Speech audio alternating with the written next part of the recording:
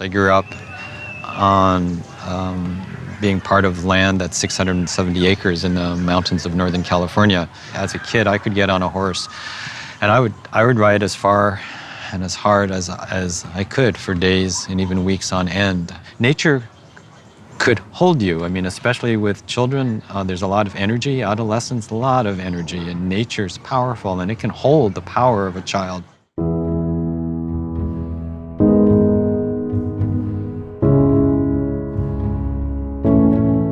So you're asking about changes in childhood over the last 30 years. Rapid destruction of nature, rise of cities, and so lack of nature contact, that's on one hand.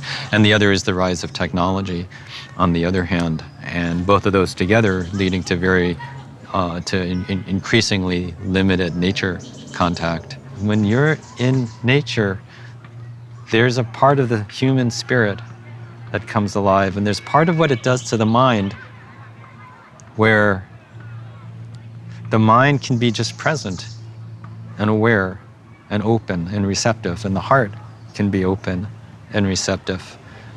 It can happen with domestic nature, it can happen with your dog, and of course, but there's something about wild nature that demands attention. Because if you're not attentive, you can get hurt.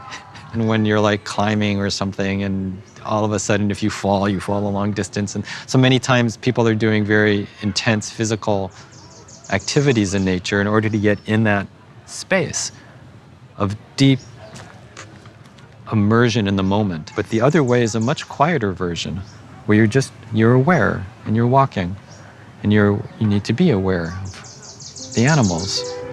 And that allows for the mind to settle. And when the mind settles in that way, it's consciousness that's highly alert, consciousness without too much thinking.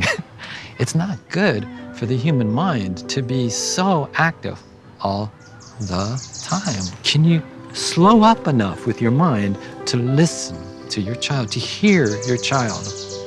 And if you use that as a metaphor, can you bring both of that relationship into the natural world?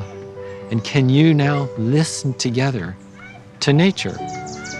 Now, one place to start is with the form, the birds, the sounds, the animals, the wind. Then you start moving it a little bit. Can you feel nature?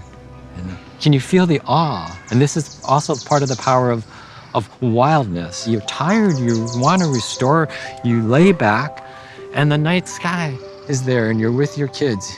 And now you don't need words. You're just there.